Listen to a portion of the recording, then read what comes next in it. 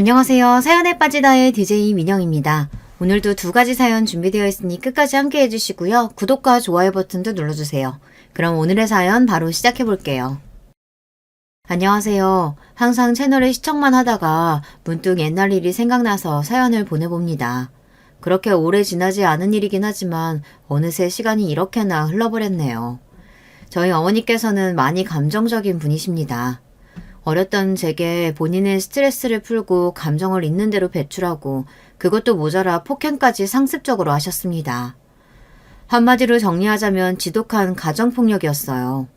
가정폭력이라니 부모가 자식 훈육하면서 사랑에 매 한두 번 정도 때릴 수 있는 거 아니냐, 육아에는 어느 정도 체벌이 필수 아니냐 생각하시는 분들도 물론 계시겠죠.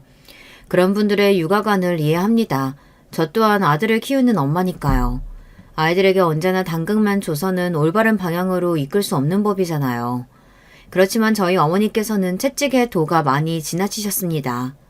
저희 어머니가 처음부터 그런 식으로 저를 학대하신 것은 아니었습니다. 저는 아주 평범하고 화목한 가정에서 외동딸로 태어났어요. 아버지께서는 회사원이셨고 어머니께서는 가정주부셨습니다. 저희 가족에게 일어난 비극은 아버지가 회사에서 구조조정으로 인해 일자리를 잃으면서부터 시작되었어요. 금방 새로운 일자리를 구하실 거라던 아버지께서는 한참 동안 재취업을 하지 못하시고 방황하셨고 덕분에 저희 가족은 몹시 어려운 상황에 처하게 되었습니다. 취업을 준비하며 자신감도 잃고 이리저리 치이며 힘든 시간을 보내시던 아버지께서는 점점 술에 의존하시며 알코올 중독이 되었어요. 부모님께서는 매일같이 서로 언성을 높이시며 싸우셨고 나중에는 서로 손찌검을 하실 정도로 사이가 악화되었습니다. 설상가상으로 아버지께서는 제가 13살 때 간암 말기 판정을 받고 병원에 입원하시게 되었어요. 하루 종일 술만 드시던 분이니 이상할 것도 없는 일이었습니다. 병원에 입원하신 아버지 대신 어머니께서 밖에 나가 돈을 벌어오시기 시작했어요. 어머니께서는 잡다한 일을 다 하셨던 것 같아요. 정확히 기억은 나지 않지만 보험 설계며 물건 팔이며 돈 드는 일은 닥치는 대로 하셨습니다. 그런 과정에서 어머니께서는 스트레스를 많이 받으셨어요. 집에서 살림하던 주부가 하루아침에 가장이 되어 병으로 쓰러진 남편과 어린 아이의 생계를 책임져야 하는데 당연히 심적인 부담이 많이 심했겠죠. 어머니께서는 언제나 그런 스트레스를 어린 제게 푸셨습니다. 어머니는 항상 별것도 아닌 일로 제게 손찌검을 하셨어요. 밥 먹는데 신경 거슬리게 앞에서 알짱거린다. 머리가 긴 게 꼴 보기 싫다. 발 끄는 소리가 듣기 싫다. 별별 이유를 대며 제 뺨을 내리치고 저를 발로 차고 제게 물건을 던지시고 어렸던 저는 그런 어머니가 너무 무서워 어머니가 집에 돌아오실 시간이면 방 안에 숨어 있곤 했습니다. 그럼 어머니는 또 부모가 밖에서 일하고 돌아왔는데 딸년이라는 년이 인사도 안 나온다며 방문을 벌컥 열고 들어와 저를 무자비하게 때리셨어요. 엉엉 울며 잘못했다고 빌어도 아무 소용이 없었습니다. 어머니께서는 조금만 거슬리는 일이 있으면 제 옷을 다 벗겨서 집 밖으로 쫓아내셨어요. 제가 대답을 큰 소리로 하지 않는다든지 쳐다보는 눈빛이 마음에 안 든다든지 온갖 말도 안 되는 이유였고 저는 언제나 어머니 눈치를 봐야만 했습니다. 실오라기 하나 걸치지 않은 채 대문 앞에서 쭈그려 앉아 어머니께서 문을 열어주기만을 기다렸어요. 혹시라도 옆집 사람이 오지 않을까, 계단에서 소리가 들릴 때마다 엘리베이터가 움직일 때마다 맨발로 비상구를 이리저리 뛰어다니며 피하곤 했습니다. 그때 당시의 감정이 아직도 생생히 기억나요. 어머니가 믿기보다는 너무 괴로웠던 것 같아요. 차라리 고아원에 가고 싶다고 생각했을 정도였으니까요. 어머니는 저에게 온갖 욕을 서슴지 않고 하셨습니다. 여기다 다 적어내리진 못하겠지만 본인이 낳은 딸에게 어떻게 저런 말을 아무렇지 않게 할 수 있을까 싶을 정도였어요.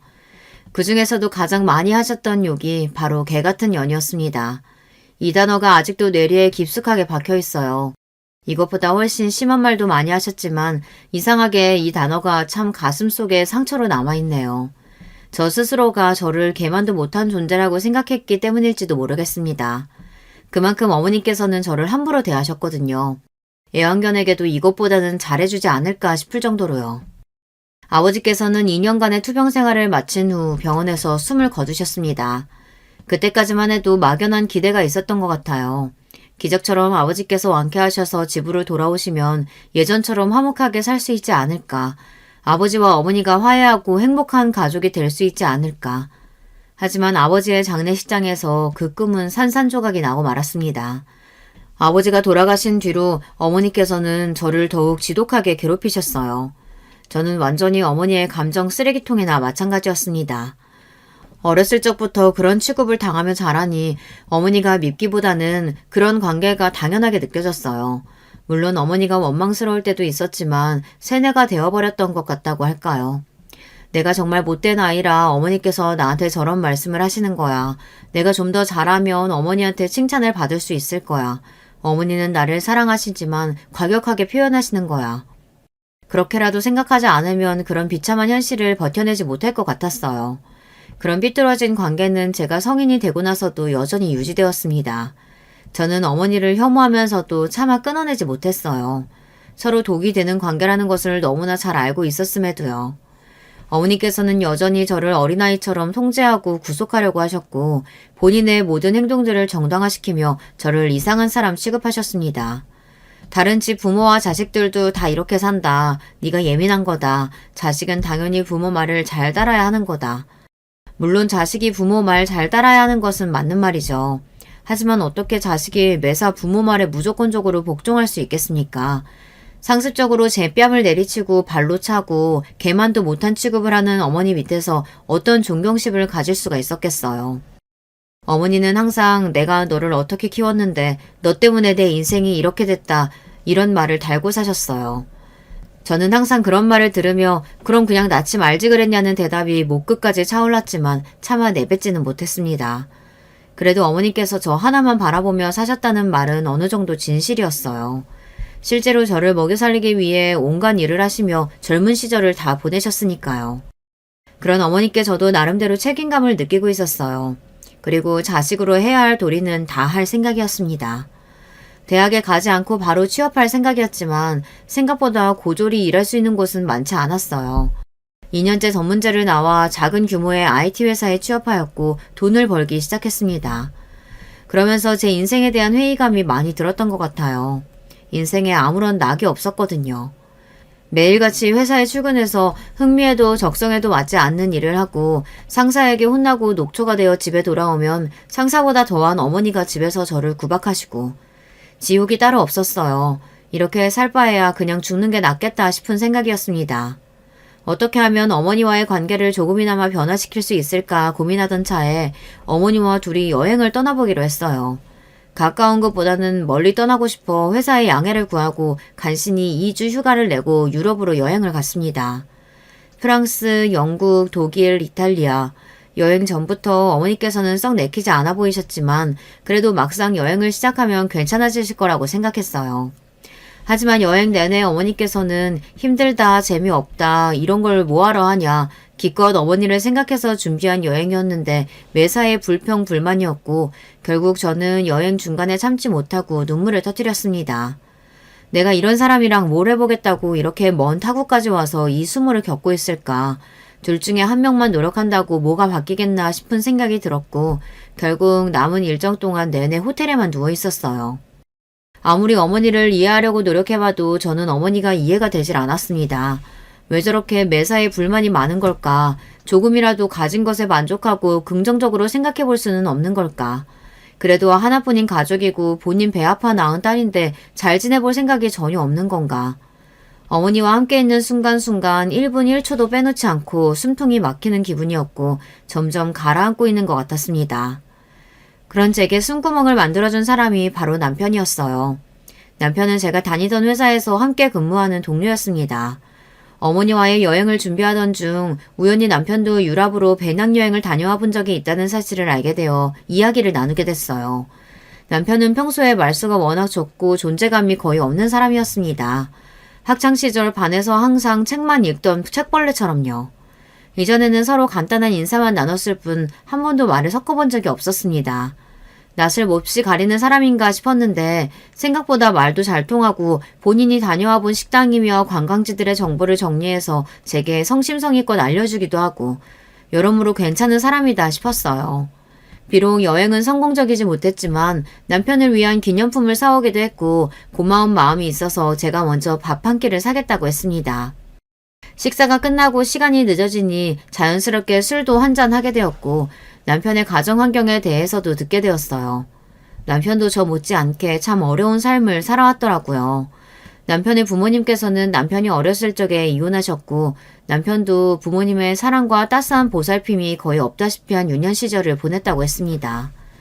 이혼 후 어머니와 둘이서 함께 살게 되었는데 남편의 어머니는 남편에게 관심도 없고 거의 방치하다시피 아이를 키웠다고 해요. 그러다가 새로운 남자를 만나 재혼을 하게 되면서 남편은 외할머니에게 맡겨졌고 외할머니는 몸이 몹시 불편하신 분이었다고 합니다. 사실상 본인 몸 하나 제대로 건사하기도 힘들 정도였다고 해요. 남편이 아버지에게서 양육비를 매달 받긴 했지만 그 돈은 전부 어머니가 중간에서 가로채고 실질적으로 남편을 돌보고 있는 외할머니에게 돌아오는 돈은 단 한 푼도 없었다고 합니다. 그런 어려운 상황에서도 외할머니께서는 남편을 잘 보살펴주려고 노력하셨다고 해요. 그렇지만 얼마 지나지 않아 외할머니가 돌아가시게 되면서 남편은 아버지 품으로 돌아가게 되었습니다. 아버지께서는 재혼을 하시지는 않았지만 어머니와 마찬가지로 어린 남편을 거의 없는 사람 취급하셨다고 해요. 남편이 어머니를 많이 닮았다고 하더라고요. 남편을 보면 어머니가 생각난다며 자주 짜증을 내셨다고 합니다. 본인 인생은 이렇게 만들어 놓고 그 여자는 다른 남자랑 결혼해서 히히덕거리며 잘 산다니 말도 안 된다. 넌 내 인생의 저주나 다름없다. 너 같은 건 태어나지 말았어야 했다. 아버지께서는 술을 마시고 돌아와 어린 남편에게 험악한 말들을 쏟아내셨고 그런 환경에서 자랐으니 당연히 자신감도 없고 매사에 소심한 성격이 되었다고 해요. 학창시절 내내 제대로 된 친구 하나 사귀지 못했던 남편에게 유일한 친구는 바로 컴퓨터였습니다. 집에 아주 낡고 오래된 컴퓨터가 하나 있었는데 남편은 학교가 끝나면 바로 컴퓨터 앞으로 달려가 온라인 채팅으로 친구도 사귀고 웹서핑을 하며 인터넷을 탐험하는 것이 유일한 즐거움이었다고 해요. 그래서 자연스럽게 컴퓨터가 좋아졌고 결국 IT 회사에까지 취업하게 된 것이었습니다. 남편은 컴퓨터 채팅이나 게임으로 만난 사람들과는 문제없이 소통했지만 현실 세상에서 진짜 사람들과 면대면으로 소통하는 것에는 어려움을 겪었다고 해요. 유럽으로 여행을 떠났던 것도 그런 본인의 모습을 바꾸기 위해서 큰맘 먹고 도전했던 것이라고 하더라고요. 매사에 너무 자신감이 없고 낯선 사람들 앞에서는 기가 죽는 본인의 모습을 바꾸고 싶었다고 합니다. 그 여행을 계기로 어느 정도 낯가림이 사라지긴 했지만 여전히 타인을 대할 때는 불편함이 있었는데 신기하게 저와 이야기할 때는 마음이 편하다고 했어요. 그렇게 저와 남편은 점점 더 가까워졌습니다. 둘 다 부모에게 사랑받지 못하고 자란 사람들이었으니 공통점이 참 많았어요. 남편은 취업한 후로 아버지와 거의 연락을 끊고 살고 있었습니다. 아버지께서는 몇 년 전에 재혼을 하셨는데 새로운 부인에게도 남편보다 2살 어린 아들이 있다고 했어요. 사실상 한두 번 만나서 밥 먹어본 것이 끝이었고 가족보다는 남남 같은 사이라고 했습니다. 그쪽 식구들도 남편에게 특별한 일이 없으면 연락을 하지 않는다고 했고요. 남편도 먼저 연락할 생각이 없다고 했습니다. 아버지와 그리 끈끈한 사이도 아니고 그 가족들과도 마찬가지라고요. 앞으로도 굳이 가까이 지낼 생각이 없다고 했어요. 저는 그때까지도 어머니와 한 집에 같이 살고 있었는데 그런 남편이 안쓰러우면서도 한편으로는 참 부러웠습니다. 아직까지 어머니 그늘 밑에서 살고 있는 저와는 다르게 남편은 그래도 부모에게서 벗어나 독립을 한 것 같아 보였거든요. 저는 당연하게도 제가 평생 어머니를 모시고 살아야 한다고 생각했어요. 결혼 같은 거는 꿈에서나 가능한 일이었기에 남편에게 호감이 생겼음에도 쉽사리 다가갈 수 없었습니다. 남편은 그런 제 마음을 눈치챈 건지 제게 먼저 진지한 만남을 제안했어요. 나 앞으로도 우리 엄마 계속 모시고 살아야 돼. 오빠한테까지 그런 짐 지우고 싶지 않아. 저는 그런 남편의 제안이 고마웠지만 차마 염치가 없어 받아들일 수가 없었어요. 하지만 남편은 그런 제게 괜찮다, 어머니 모시고 살아도 상관없다며 저를 설득했고 결국 교제를 시작했습니다. 스스로 염치 없다는 걸 잘 알고 있었지만 누군가에게 기대고 싶은 마음이 컸어요. 남편을 만나면서 제 인생에 드디어 행복이라는 게 찾아왔는데 그걸 잃고 싶지가 않았거든요. 남편은 정말 좋은 사람이었습니다. 조금 무뚝뚝하기도 하고 때로는 아이처럼 철이 없고 인간관계에 미숙해 실수도 많이 하고 대인관계에 어려움을 겪기도 했지만 언제나 결코 나쁜 의도는 없는 사람이었어요. 사이가 깊어질수록 이 남자와 결혼하고 싶다는 생각이 들었고 남편도 마찬가지였는지 저희 둘은 미래를 약속하게 되었습니다. 남편은 제게 저희 어머니를 모시고 함께 살자고 말해주었어요. 본인 어머니나 마찬가지라고 생각한다며 그렇지 않아도 항상 어머니가 그리웠다 장난스레 말해주었어요. 그런 배려심 가득한 남편에게 정말 고마운 마음이었습니다. 저희 둘은 비록 가진 것도 없고 모은 것도 없었지만 서로에 대한 믿음 하나로 결혼을 하기로 했어요. 아무리 가족 같지 않은 사람들이라 한들 결혼 소식은 알리는 것이 도리였기에 남편은 오랜만에 시아버지께 연락을 드렸습니다. 그렇게 처음으로 남편 가족들에게 인사를 드리러 가게 되었는데 생각보다 훨씬 좋은 고급 아파트에 살고 계셨어요. 알고 보니 재혼한 여자, 그러니까 제게는 시어머니 되시는 분의 전 남편이 돈을 잘 버는 사업가였는데 이혼하면서 위자료를 많이 받았다고 했습니다. 그래서 시아버지께서도 재혼하고 시어머니 집에 들어가서 지내고 계셨어요. 시어머니나 도련님이나 딱히 저희에게 관심도 없어 보였고 첫인상부터 썩 호감이 가지는 않았습니다. 저희를 대하는 태도가 돈도 없고 가진 것도 없는 것들이니 우리랑은 사는 세계가 다른 사람들이다 하며 선을 긋는 느낌이었다고 해야 할까요? 어찌되었던 식사 자리는 그럭저럭 나쁘지 않게 마무리되었고 문제는 저희 어머니였습니다. 어머니께서는 제 결혼 소식에 몹시 부정적인 태도를 보이셨어요. 남자는 하나같이 믿을 만한 놈들이 못 되네. 제가 저래 보여도 분명 나중에 뒤통수를 칠 거네. 저주에 가까운 말들을 퍼부으셨고 저는 어머니께서 아무리 그러셔도 남편과 결혼하겠다고 단언했습니다. 결혼 준비를 하는 내내 어머니께서는 저를 통제하지 못해 안달이셨어요. 결혼식은 어디서 해라, 며칠에 해라, 몇 시에 해라, 하객은 몇 명만 불러라, 식사는 어떻게 해라. 제가 알아서 하겠다고 말씀을 드려도 네가 혼자서 뭘 제대로 하겠냐며 본인에게 일일이 다 보고하라고 말씀하셨어요.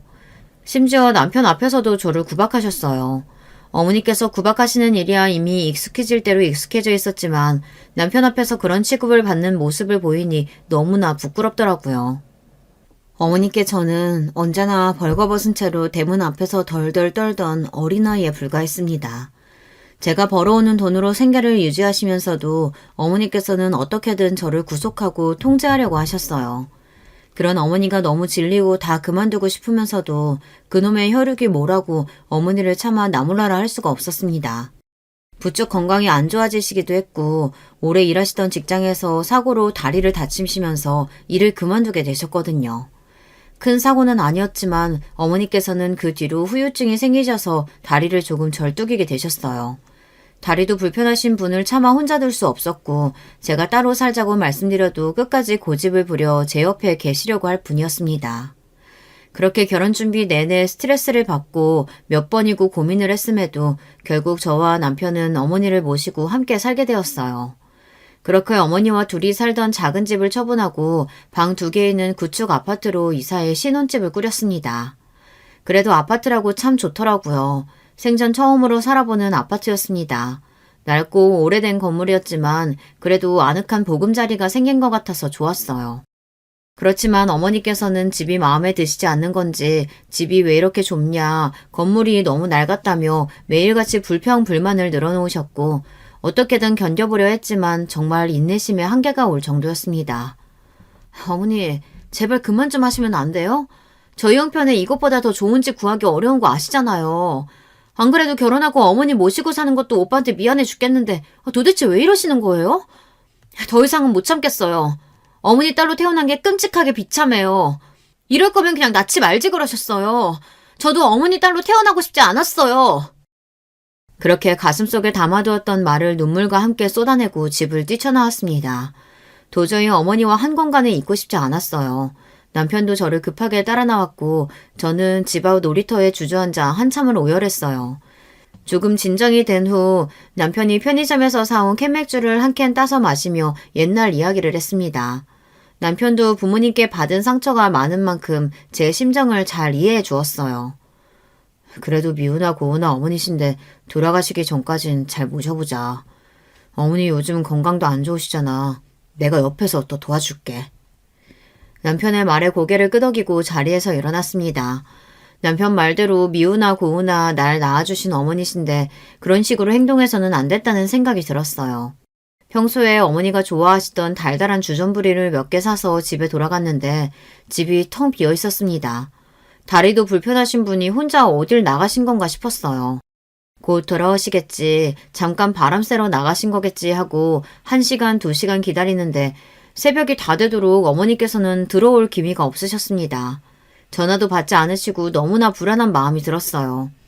그렇게 경찰서에 실종 신고를 하려던 무렵 병원에서 연락이 왔습니다.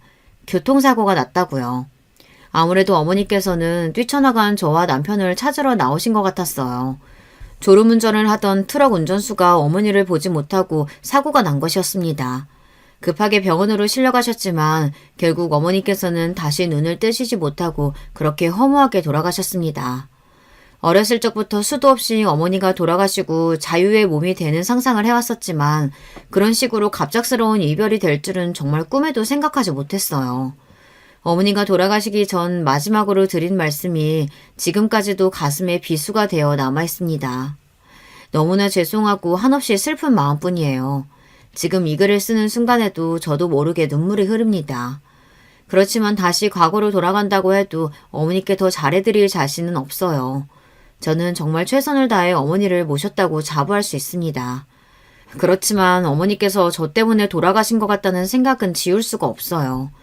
그날 그렇게 어머니와 말다툼을 하지만 않았어도 어머니께서 불편한 다리로 거리를 헤매다가 차에 치일 일은 없으셨을 테니까요. 어머니께서 돌아가시게 된다면 마냥 마음이 후련해질 줄로만 알았는데 지금도 마음의 짐이 아주 무겁게 남아있습니다. 그렇게 어머니를 보내고 한동안 많이 힘들어했어요. 남편이 그런 제 옆에서 많이 도와줬고 점점 마음의 안정을 찾아가던 차에 아이를 임신하게 되었습니다. 솔직히 좀 겁이 났어요. 내가 좋은 부모가 될 수 있을까? 평생 보고 배운 거라곤 어머니께서 제게 하셨던 행동들밖에 없는데 저도 모르게 아이에게 집착하고 통제하려 들지 않을까? 뱃속에 아이를 품고 있으니 어머니 생각이 많이 났습니다. 어머니도 날 이렇게 10달 동안 품고 계셨겠지. 그동안 무슨 생각을 하셨을까? 그래서 저는 산모 수첩을 쓰기 시작했어요. 매일매일 생각을 기록하고 아이가 태어나면 좋은 엄마가 되어야지 생각하면서요. 저희 아이의 태명은 선물이었어요. 임신한 사실을 알게 된 날이 제 생일이었거든요. 어머니가 돌아가시고 힘든 시간을 보내던 제게 선물같이 찾아와준 아이라서 선물이라고 부르기로 했습니다. 선물이는 별 문제 없이 잘 자랐어요. 입덧이 지독하게 심하긴 했지만요. 임신 중기가 되자 좀 줄어들긴 했지만 그래도 임신 기간 내내 입맛이 없고 잘 먹지를 못했습니다. 남들은 임신하면 다들 살이 찐다던데 저는 거의 못 먹어서 살이 빠질 정도였습니다. 입에서 신물이 나와 뭐든 너무 먹기 힘들었는데요. 선물이를 생각해서 억지로 꾸역꾸역 먹었던 기억이 나요. 30주가 접어들 무렵 어느 날 밤 배가 사르르 아프면서 자궁이 수축하는 게 느껴졌습니다. 배 뭉침이 많이 심했고 곧 괜찮아질 줄 알았는데 뭉침이 잦아들질 않아 결국 퇴근한 남편과 함께 병원을 찾았어요.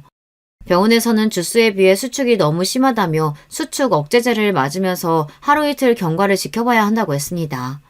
수축 억제제를 맞으니 숨도 차고 손도 덜덜 떨릴 정도로 부작용이 심했습니다. 그렇지만 그런 와중에 가장 걱정되는 것은 선물이었습니다. 내가 뭘 잘못했나, 이러다 선물이가 잘못되면 어떡하지, 속이 안 좋아도 밥 좀 제대로 챙겨 먹을 걸. 그동안의 제 행동이 하나하나 전부 다 걱정되었어요. 남편은 그런 제게 제 잘못이 아니라며 위로해줬지만 약을 계속 맞는데도 수축은 줄어들 기미가 보이지 않았고 매일 밤 눈물로 지새웠습니다. 내가 좋은 엄마 자격이 없어서 이렇게 어려움을 겪는 건가 싶었어요. 수축은 계속해서 잦아들지 않았고 결국 하루 이틀 지켜본다던 입원은 일주일이 넘어갔습니다. 입원 내내 제가 할 수 있는 것은 누워서 핸드폰을 들여다보는 일밖에 없었어요. 핸드폰으로 하루 종일 자궁 수축과 조기 출산에 대해 찾아보고 불안한 마음으로 지내다가도 엄마가 불안하면 아이도 불안할 거다. 선물이를 생각해서 애써 긍정적으로 생각하려 노력하기도 하고 그러면서 어머니 생각이 참 많이 났습니다. 어머니께서도 저를 뱃속에 품으셨을 때 참 고생을 많이 하셨었다고 했거든요. 만약 어머니가 살아계셨으면 지금 날 보고 어떤 말을 해주셨을까? 아마 걱정보다도 나 때는 너보다 더했다 핀잔을 주셨겠지만 그래도 그 순간만큼은 어머니가 참 보고 싶었던 것 같아요. 매일매일 링거를 맞고 있으니 화장실 가기도 불편하고 불러오는 배에 거동도 힘들고 팔은 주사바늘로 완전히 벌집이 되었습니다. 병원에서 지내던 것이 한 달이 넘어가고 매일매일 선물이를 생각하며 울었어요. 그렇게 버티고 버텨 37주에 선물이를 낳았습니다. 선물이는 태어나자마자 폐에 조금 문제가 있어 기계로 들어갔고 그 소식에 아이를 낳고도 많이 울었어요. 제가 못난 엄마라 선물이가 아픈 것처럼 느껴졌습니다. 그래도 다행히 아이는 큰 문제 없이 회복했고 무럭무럭 자랐습니다. 그렇지만 아이가 두 돌이 되어갈 무렵부터 조금씩 이상한 증세가 보이기 시작했어요. 선물이는 평범한 아이들처럼 말도 잘 하지 못했고 주변 환경에 크게 반응이 없었어요. 처음에는 발달이 느리다고만 생각했는데 아무래도 문제가 있는 것 같았습니다. 결국 센터에 데려가 상담을 받았고 알고 보니 그동안 선물이가 보였던 모든 증상들이 다 자폐의 전형적인 특성이었어요. 검사 결과 역시나 선물이는 자폐아였습니다. 하늘이 무너지는 기분이었어요. 제가 전생에 무슨 죄를 지었길래 이런 벌을 주시나 싶었습니다. 아이가 세 돌이 될 때까지 제대로 할 줄 아는 말이라고는 엄마 배고파 내 거야 아주 간단한 것들 뿐이었고 기본적인 의사소통조차 되질 않았어요. 바로 옆에서 아이를 불러도 아무런 대답이 없고 밤에는 잠에 들지 않고 아무 이유 없이 벽에 머리를 박고 굴러다니고 정말 너무 힘들었습니다. 아이의 자폐 증상이 더 심해지자 다니던 유치원에서는 더 이상 선물이를 돌봐주기 힘들다고 말했어요. 결국 저는 육아휴직을 했습니다. 하루 종일 말도 안 통하는 아이를 데리고 안간힘을 쓰자니 정말 매일매일이 지옥 같았어요. 내 속으로 나은애지만 가끔은 정말 너무 미웠습니다. 너무 힘드니 남편한테도 화를 많이 냈어요. 그런 일이 반복되니 남편도 점점 지쳐갔어요. 우리 둘은 점점 자주 싸우게 되었고 서로에게 네 탓이니 내 탓이니 하며 언성을 높였습니다. 사실 그 누구의 잘못도 아니었지만 너무나 막막한 현실에 부딪히니 그렇게 될 수밖에 없더라고요. 시댁 식구들도 아이가 자폐라는 소식에 다들 제 탓부터 했습니다. 뱃속에 있을 때 검사 같은 거 안 해봤냐느니, 아기가 어렸을 때 잘못 돌봐서 그런 거 아니냐느니, 애초부터 유전자에 문제가 있는 거 아니냐느니, 그런 거 아니다. 누구의 잘못도 아니다. 아무리 말해도 어떻게든 저와 남편에게 잘못이 있다고 몰아가고 저희 부부를 비난했어요. 그쯤 도련님의 결혼식이 있었는데 시댁 식구들은 결혼식에 선물이를 데려오지 말라고 했습니다. 처음 그 이야기를 듣고 너무 화가 났어요. 애가 뭐 결혼식 가서 난리를 치는 것도 아니고 혹시나 울거나 소리를 지르면 데리고 나가면 되지 않냐. 얘 어디 맡길 데도 없는데 그럼 그냥 오지 말라는 소리 아니냐 따지고 들자. 시어머니께서는 그냥 평범한 애도 아니고 자폐아인데 와서 난리 칠지 안 칠지 어떻게 아냐. 소리 지르고 뛰어다닐 텐데 네가 제대로 보살필 수 있겠냐. 동네 창피하게 데려올 생각하지 말아라. 그냥 나중에 따로 가족들끼리 인사나 하자 제 말을 끊어버리셨고 결국 도련님의 결혼식에는 남편만 참석하게 되었습니다. 너무 억울하고 슬펐어요. 그렇지 않아도 시댁 식구들과 그닥 가까운 사이도 아니었는데 그날 이후로 마음의 벽이 더욱 두꺼워졌습니다. 동서는 부잣집 딸의 교육도 잘 받은 엘리트라고 했어요. 무슨 복지재단 같은 걸 운영한다는데 그때까지만 해도 정확히 무슨 일을 하는지 잘 몰랐습니다. 얼마 안 가 저녁 식사 자리에 초대를 받아 가게 되었는데 알고 보니 동서는 장애인을 위한 사업을 하는 재단을 운영하고 있다고 했어요. 동서 아버지가 작은 기업의 사장인데 그 기업에서 운영하는 자선재단이었습니다. 장애인을 위한 재단을 운영한다는 사람이 자기 결혼식에 자폐와 시조카가 부끄럽다고 못 오게 한다니 이게 무슨 어불성설인가 싶었어요. 어쩜 사람이 그렇게 모순적일 수가 있나 싶었죠. 선물이를 키우면서 참 세상에는 아픈 아이들이 많고 복지 시스템이 열악하구나 싶었습니다. 일주일에 3-4번씩 애 데리고 수업을 받으러 다니고 그마저도 수업 잡기가 쉽지 않았어요. 사회센터 같은 곳에서 자폐아를 위한 미술 수업을 해준다는데 대기를 걸어놓으면 몇 년을 기다려야 한다고 하더라고요. 수요는 많은데 공급이 없으니 벌어지는 일이었죠. 처음엔 1년, 2년만 하고 선물이가 괜찮아지면 복직해야지 했던 것이 3년, 4년이 되고 내가 더 노력하면 내가 더 아이를 잘 보면 상태가 좋아지겠지 생각하고 버텼건만 참 마음처럼 안 되는 날도 있더라고요. 정말 너무 죽고 싶고 다 포기하고 싶을 때도 많았어요. 그러다 정말 운이 좋게도 선물이같이 자폐아들을 모아놓고 가르치는 유치원에 들어갈 수 있는 기회가 생겼어요. 조금 숨통이 트이는 기분이었습니다. 유치원에 들어가면서 가장 크게 바랬던 것은 선물이가 앉아있어야 할 땐 앉아있고 본인의 이름을 부르면 돌아보고 잠시라도 무언가에 집중하고 배울 수 있는 아주 기본적인 것들이라도 할 수 있게 되었으면 좋겠다는 바람이었어요. 자폐아 유치원에는 저 같은 처지의 엄마들이 많았습니다. 저는 모든 자폐아 엄마들이 저처럼 현실에 찌들어 하루하루 힘들게 살아갈 거라고 생각했는데 그렇지가 않았어요. 다들 너무 활기차고 열심히 살아가고 있었습니다. 자폐아 유치원에 다니면서 정말 많은 것이 달라졌어요. 내 인생은 밑바닥이고 너무 힘들고 매일매일 죽고 싶다는 생각만 하며 살았는데 자폐아 유치원에서 비슷한 처지의 엄마들을 만나 평범한 주부들처럼 함께 쇼핑도 가고 카페에서 수다도 떨고 육아 정보도 공유하고 사람 사는 것처럼 살 수 있게 되었어요. 물론 힘든 일도 있었습니다. 자폐아 유치원이다 보니 수업이 잘 진행되지 않는 날도 많고 사고가 나기도 하고 아이들끼리 자주 다투기도 했어요. 그래도 다들 비슷한 처지의 엄마들이니 각자 아이의 실수도 잘 이해해주고 서로 보듬어주며 점점 사이가 끈끈해졌습니다. 그 중에 가장 친하게 지냈던 언니가 있었는데 선물이보다 1살 많은 남자 자폐아를 키우는 엄마였어요. 저와 2살 터울이었고 사는 곳도 가까워서 가장 자주 만나고 속에 있는 얘기도 많이 터놓고 지냈습니다. 언니는 아이가 자폐아인 걸 알고 난 후로 남편과 많이 싸웠고 결국 합의점을 찾지 못해 이혼을 했다고 했어요. 실제로 자폐 부모 중에는 이혼한 사람들이 많아요. 저와 남편도 한때는 정말 갈라서 자고 진지하게 이야기한 적도 있었습니다. 자폐아를 키우다 보면 은근히 돈이 많이 들어가요.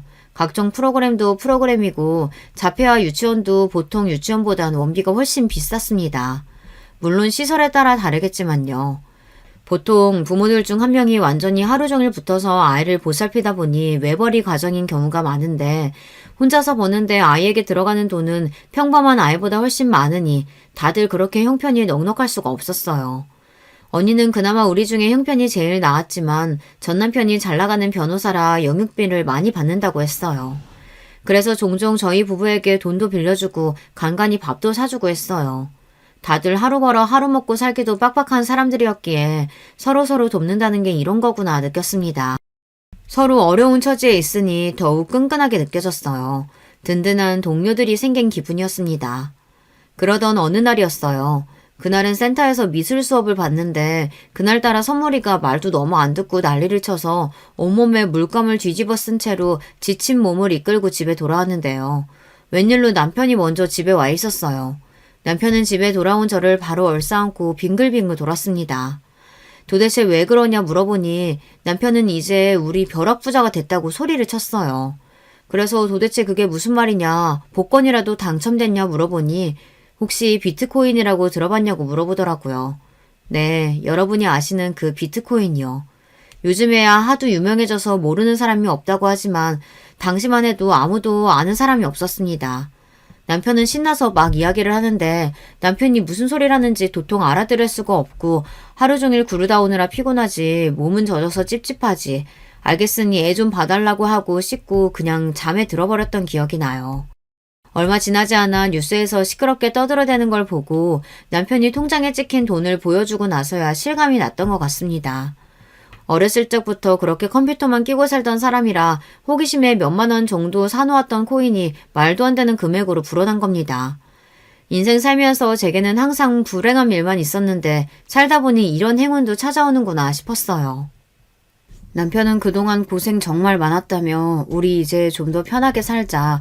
선물이 좋은 가정교사도 붙여주고 더 좋은 치료도 받고 당신도 이제 하루 종일 선물이 따라다니면서 스트레스 받지 말고 좀 쉬자고 했어요. 하늘이 제게 내려주는 2번째 선물 같았습니다. 첫 번째 선물을 잘 보살피느라 고생 많았으니 잘했다며 2번째 선물을 주시는 거라고 생각했어요. 남편은 아이처럼 신나서 어디로 이사 갈까 무슨 차를 살까 고민하기 시작했고 저도 비싸서 쳐다도 못 봤던 교육시설이나 가정교사들을 알아보기 시작했습니다. 유치원을 그만둔다고 하니 다들 무슨 일 있냐면서 걱정을 했어요. 솔직히 얘기해봤자 좋을 일 없을 것 같아 유치원 사람들에게는 그냥 멀리 이사가게 되었다고 둘러댔습니다. 아무리 동료같이 끈끈하게 지내던 사이라고 해도 굳이 말하고 다닐 필요는 없다고 생각했어요. 그래도 가장 친하게 지내던 언니한테는 말하고 싶어 밥 한 번 먹자 제가 사겠다 얘기했어요.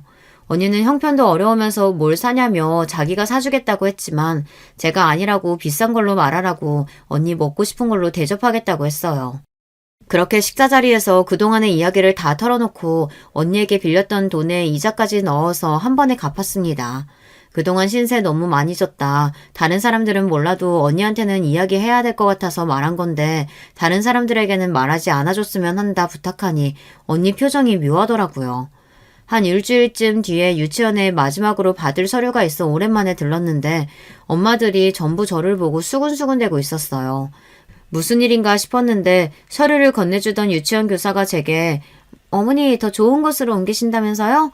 개인 교사도 붙이시고 좋으시겠어요. 이제 선물이 앞으로 더 좋아질 일만 남았네요. 하고 이야기를 꺼내는 겁니다. 너무 놀라서 어떻게 아셨냐 물어보니 소문이 쫙 났다며 그 언니가 동네방네 제 이야기를 떠벌리고 다녔다고 했어요. 너무나 충격적인 얘기에 바로 언니에게 전화를 걸어 내가 비밀로 해달라고 부탁하지 않았냐, 어떻게 이럴 수 있냐, 왜 그랬냐 따지고 들었고 언니는 아주 냉랭한 목소리로 답했어요. 너야말로 어떻게 그럴 수가 있어? 우리 그동안 동료처럼 끈끈한 사이 아니었어? 돈 좀 생겼다고 그렇게 바로 애 데리고 나가는 게 맞니? 넌 남은 애들 불쌍하지도 않아? 돈이 생기면 다니던 유치원에 투자를 해주거나 가족처럼 지내던 애들을 위해 써줄 생각을 해야지. 네 아들만 좋은 시설에서 좋은 교육 받으면 다니? 난 지금까지 우리가 그 정도 사이라고 생각 안 했어. 돈 좀 많아졌다고 그렇게 홀랑 도망가는 사람 친구도 아니라고 생각해. 그러니 앞으로 연락할 필요 없어. 여기 다른 엄마들도 다 나랑 똑같은 생각이니까 너 혼자 잘 먹고 잘 살아라. 말문이 턱 막히고 뭐라고 설명할 수 없는 기분이었어요. 그렇게 한마디 제대로 답조차 못하고 전화를 끊었는데 집에 돌아오는 내내 마음이 너무나 복잡했어요. 내가 정말 이기적인 건가? 언니 말처럼 끈끈하게 동료처럼 지내던 사람들이었는데 한편으로는 죄책감이 느껴지기도 하고 한편으로는 내가 그렇게 큰 잘못을 했나? 사람이라면 다들 나처럼 행동하지 않을까? 그동안 그렇게 고생하면서 살았는데 혼자서 이 정도 행복도 맛보지 못하는 건가? 억울한 마음도 크고. 한참을 고민하다 결국 남편과 상의해서 선물이가 다니던 유치원에 기부를 하기로 했습니다. 꼭 그럴 필요도 없었지만 그렇게라도 해야 제 마음이 조금이나마 편해질 것 같았어요. 그런 일을 한번 겪고 나니 주변 사람들에게 더더욱 부자가 되었다는 사실을 알려서는 안 되겠다는 생각이 들더군요. 당연히 시댁 식구들에게는 입도 뻥끗하지 않았습니다. 저희 가족은 옛날이라면 꿈도 못 꿔봤을 고급 아파트로 이사를 했고 억소리 나는 차도 2대나 샀습니다. 남편은 아이처럼 신나하며 저와 선물이를 태우고 드라이브를 했어요. 그렇게 순수하게 기뻐하는 남편의 모습은 연애할 때 이후로 처음 보는 것 같았어요. 남편은 새 차에 신나했지만 저는 그래도 제가 항상 타고 다니던 낡은 마티즈가 좋았습니다. 선물이 자폐 진단받고 회사 그만두고 애 데리고 이곳저곳 다닐 곳이 많이 생겨서 그때 면허 따고 처음으로 산 차였어요. 많이 낡긴 했지만 그만큼 항상 붙어 다니고 정도 많이 든 차였는데 저는 딱히 차에 대한 욕심도 없었고 화려한 차를 끌고 다녀봤자 사람들 이목만 끌 것 같아 남편이 차를 바꿔주겠다고 했지만 거절했습니다. 돈이 다가 아니라지만 돈이 있으니까 참 좋긴 했어요. 1대1로 교육해주는 전문 학교도 보낼 수 있었고 몇 년을 대기해서 들어갔던 미술 수업도 돈만 내면 언제든지 바로바로 받을 수가 있었습니다. 제가 피땀 흘려 24시간 붙어 다니며 선물이를 보살필 때보다 전문가들의 손에서 훨씬 안정적이고 좋아 보이니 조금 씁쓸하기는 했어요. 그렇지만 그만큼 저에게도 자유시간이 생겼고 정말 오랜만에 숨 쉴 틈이 생겼습니다. 여유가 생기니 남편과 사이도 더 좋아졌어요. 셋이서 여행도 가고 신혼으로 돌아간 것 같았어요. 제가 하루 종일 붙어서 애를 보지 않으니 애한테도 더 관대해지고 세상이 참 아름답게만 보였습니다. 시간이 조금 지나자 남편은 시댁 식구들에게 모든 것을 말하고 싶은 눈치였지만 저는 조금만 더 지켜보자며 남편을 설득했어요. 그러던 와중에 시아버지의 생신날이 되었고 오랜만에 고급 식당에서 다 함께 저녁 식사를 하게 되었습니다. 썩 내키진 않았지만 거절할 명목도 없었기에 그래도 선물을 사들고 갔어요. 남편은 이번 기회에 전부 이야기하자며 롤스로이스를 타고 가 자랑하고 싶어하는 눈치였습니다. 남자는 다 커도 영원한 애라더니 참 저렇게 철이 없구나 싶었어요. 오빠 마음은 알겠는데 일단 오늘은 내 차 끌고 가자 설득했고 결국 마티즈를 타고 고급 한정식집으로 향했습니다. 식당에 먼저 도착해서 동서 부부를 기다리고 있었는데 갑자기 동서에게서 전화가 왔어요. 주차장으로 좀 나와보라는 말에 무슨 일인가 싶어서 나갔더니 동서가 주차를 하다 옆에 세워져 있던 제 마티즈를 박은 것이었습니다. 아니, 이 고급 식당에 격떨어지게 왜 마티즈가 서 있나 했더니 형님네 차였어요? 참나, 이런 똥차를 도대체 왜 끌고 나와서 여기 세워둬요, 쪽팔리게. 고급 식당 주차장에는 고급차만 있으란 법이 있어? 내가 주차를 이상하게 한 것도 아니고 왜 멀쩡히 세워둔 차 동서가 박아놓고 적반하장이야. 말싸움을 하던 와중 선물이가 동서차가 신기했는지 차 앞으로 다가갔어요. 동서는 구형 벤츠를 몰고 다녔는데 앞에 달린 장식이 신기했던 모양이에요. 선물이가 동서차에 손을 대는 순간 동서가 질색하며 선물이의 손을 쳐냈습니다. 이 글을 다시 쓰는 지금도 다시 생각하니 정말 몸이 떨릴 정도로 화가 나네요. 마치 더러운 것이라도 닿았다는 양 난리 부르스를 떨면서 소리를 지르는데 너무나 황당했어요. 재수없게 어딜 만지냐며 아무리 장애인이라도 교육을 잘 시켰어야지 하여간 이래서 장애인들이 싫다고 질색에 팔색을 하는데 너무나 화가 나더라고요. 동서, 말 조심해. 그것 좀 만졌다고 그게 그렇게 큰 문제야?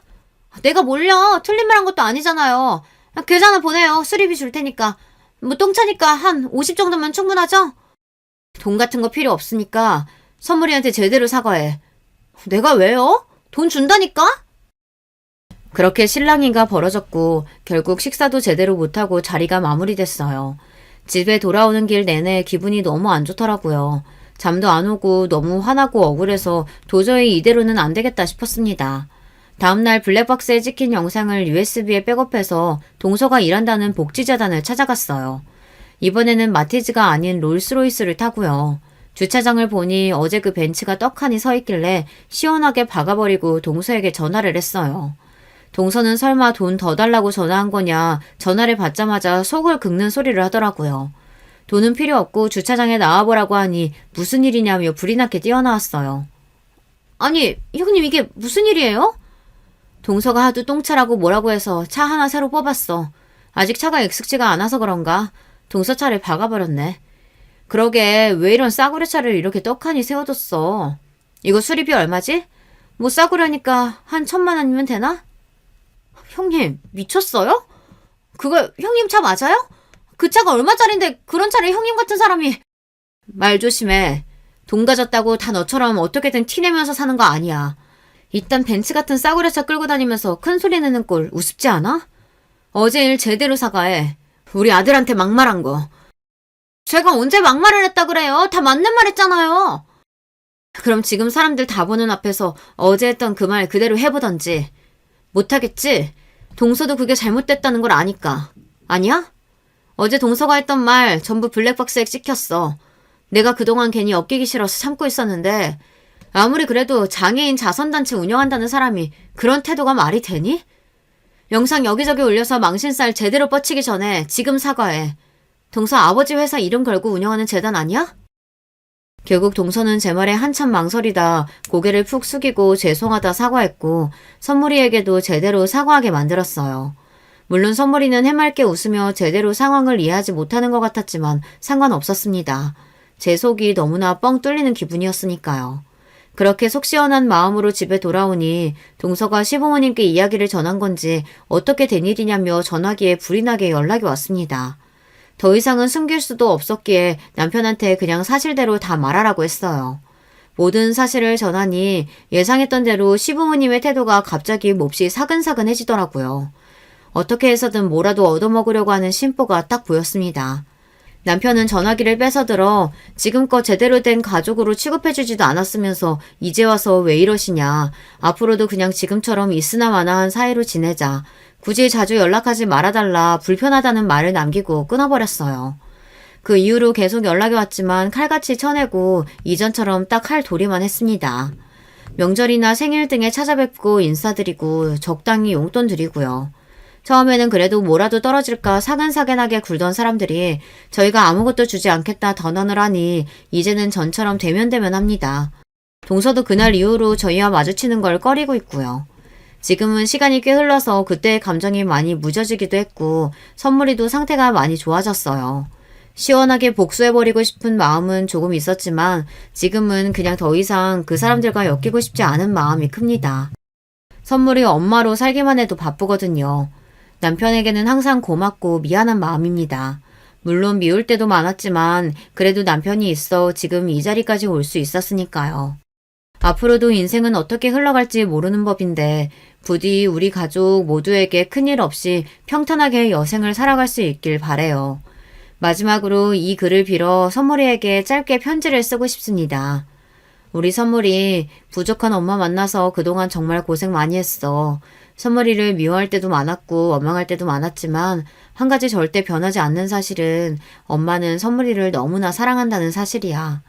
앞으로도 영원한 네 편이 되어 엄마가 눈 감는 날까지 널 지켜줄게.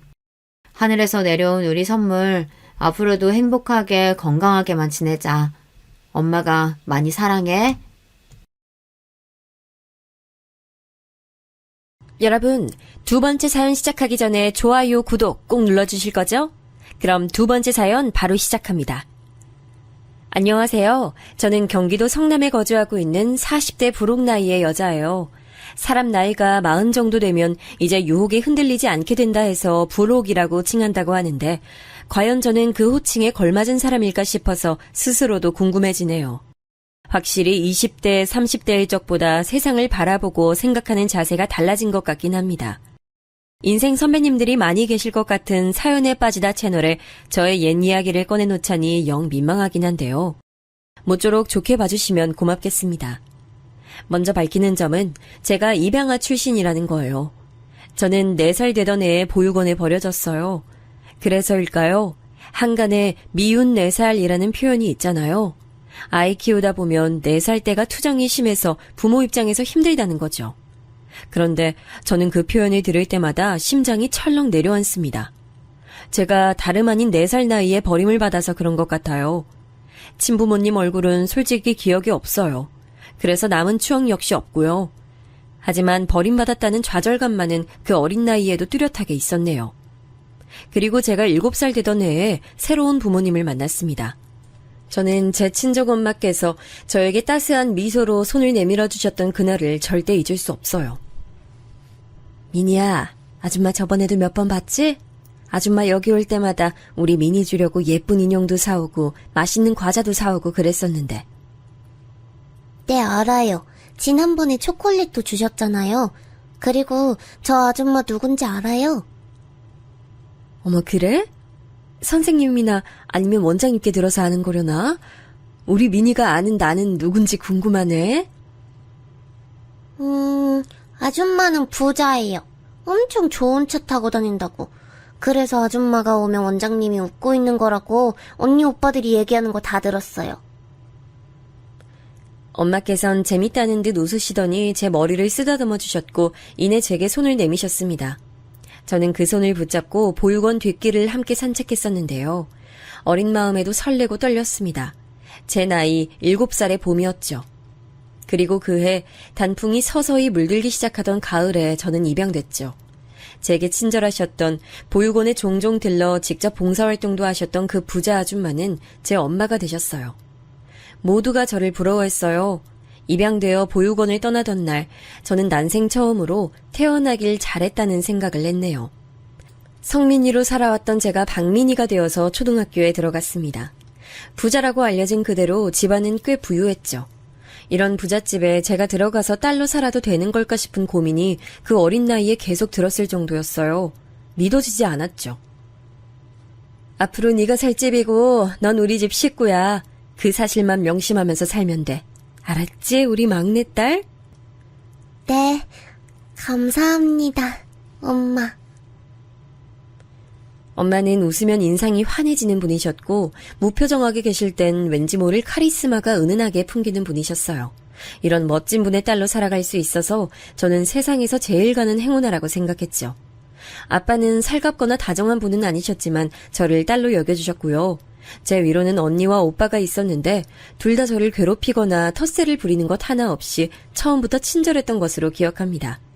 그런 잡음을 내기엔 언니와 오빠가 저와 나이 터울이 크기도 했죠. 저를 늦은 나이에 입양하신 게 아니라 친정엄마께서는 언니와 오빠를 일찍 낳으신 경우였어요. 엄마가 21살일 때 언니를 낳으셨으니까요. 제가 중학교 입학을 앞두고 있었을 때 관련된 이야기를 해주신 적이 있었죠. 그때 한창 대학생활 하던 중이었는데 덜컥 뱃속에 생명이 들어섰으니 집안이 뒤집어졌고 난 소중한 생명을 포기할 수 없어서 다른 걸 포기하기로 했어. 대학도 휴학계 냈고 유학 가기로 돼 있던 건 없던 일이 돼버렸지. 엄마, 너무 젊고 어릴 때였는데 아쉽거나 후회되진 않았어요? 아쉽지 않았다면 거짓말이겠지. 하지만 후회는 안 했어. 내가 우리 미니를 내 딸 삼기로 결심하고서 한 번도 후회하지 않았듯이. 나는 내 자식들이 가장 우선이고 중요해. 외갓집이 지역 유지로 꼽힐 만큼 탄탄한 집안이었고 특히 엄마께서 어렸을 때부터 영특하셔서 집안의 기대가 컸다네요. 그래서 엄마께서는 이른 나이에 혼전 임신이라는 변수만 안 겪으셨어도 아마 다른 걸 물려받고 다르게 사셨을 뿐이에요. 하지만 상황이 그렇게 되면서 집안에서 미운털 벗긴 신세가 되셨고 거의 육아에만 집중하며 사셨죠. 보육원 봉사를 직접 다니신 것만 봐도 알 수 있듯 아이들을 워낙 좋아하고 아량이 넓으신 분이라 사람 안 쓰고 손수 언니와 오빠를 즐겁게 키우셨다고 해요. 친정 부모님은 8살 차이에 부부셨는데요. 조금은 형편이 어려운 집안에서 나고 자란 아빠께선 대학을 나오시고 취직하신 이후에도 가족들에게 생활비를 대주고 빚을 갚아주고 이러느라 시달리셨대요. 그러셨던 분이 엄마와 결혼하시게 되면서 특수장비의 외판을 제작하는 공장을 맡아 운영하게 되셨습니다. 원래 엄마의 사촌 오빠 되시는 분께서 집안 자금으로 시작하셨던 거래요.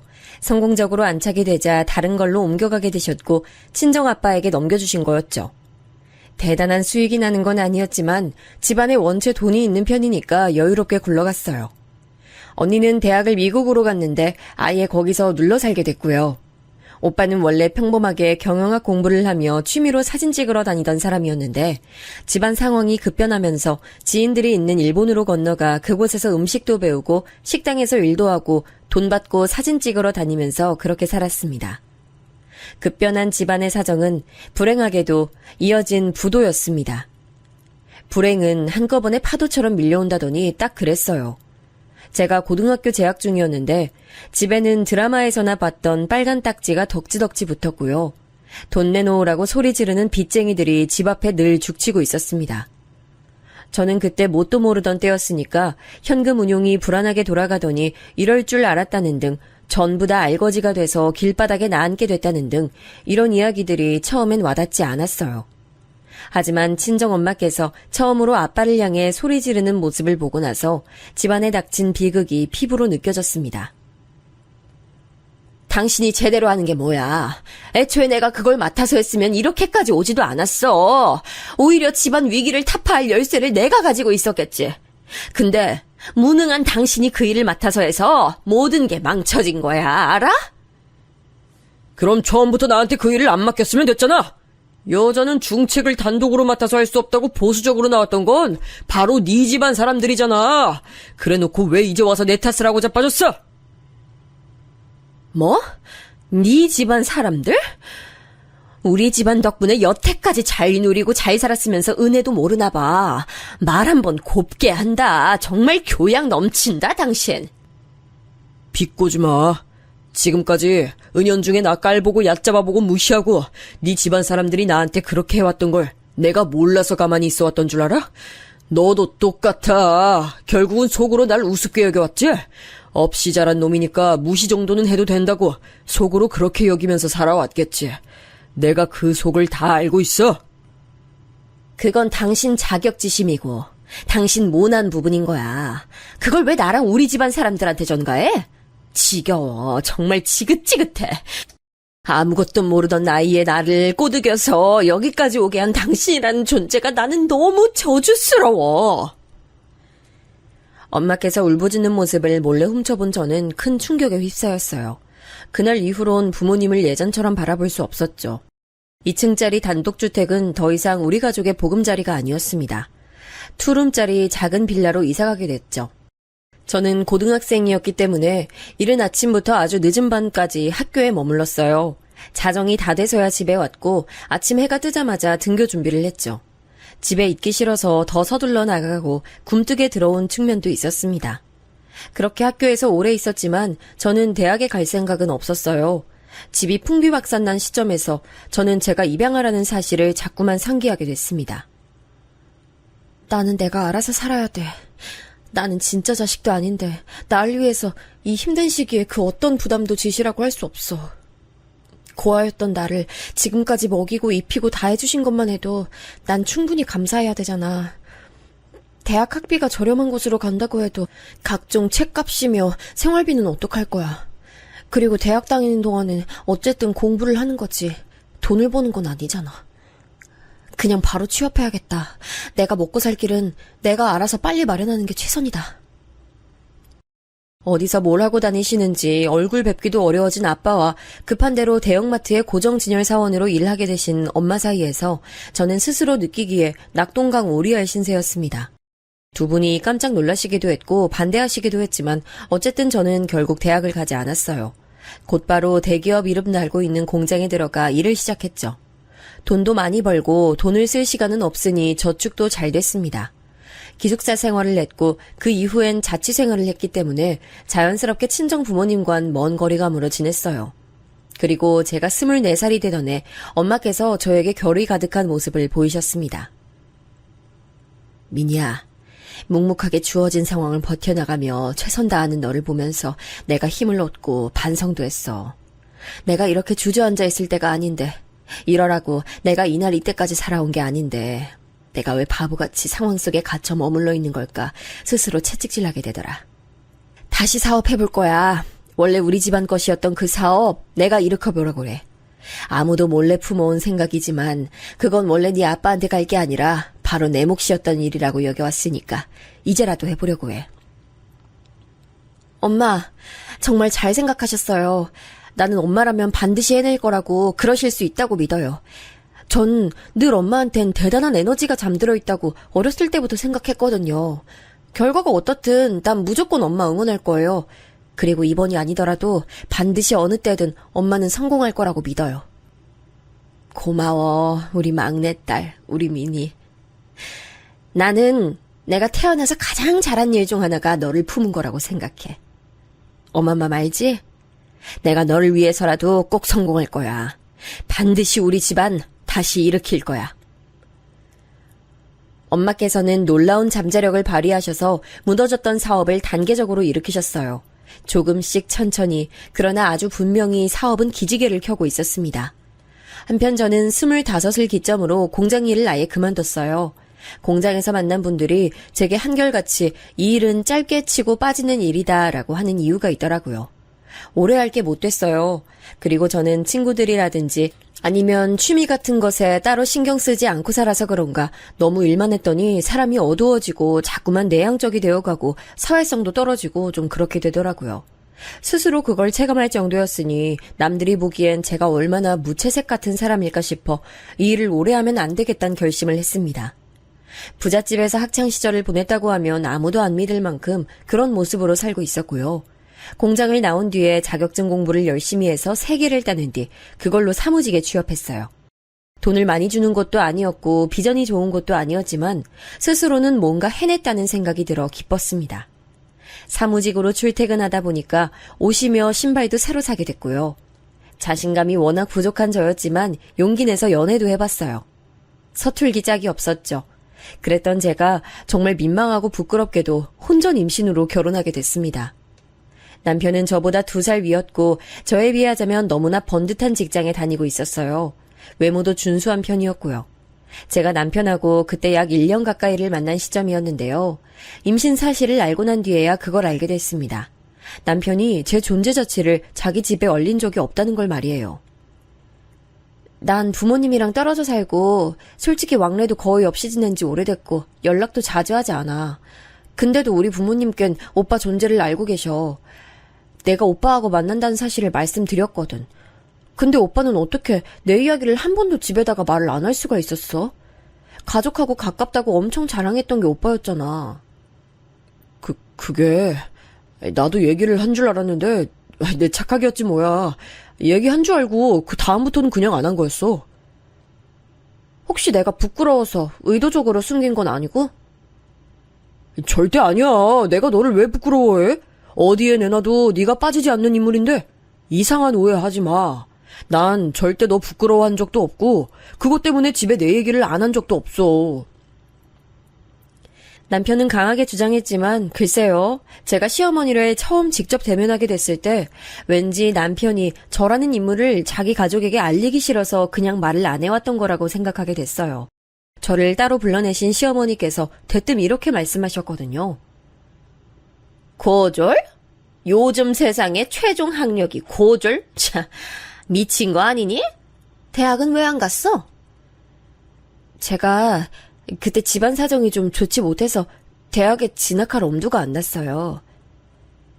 사정이 좀 좋지 못했으면 어디 그럴싸한 대출부터 알아봤어야지.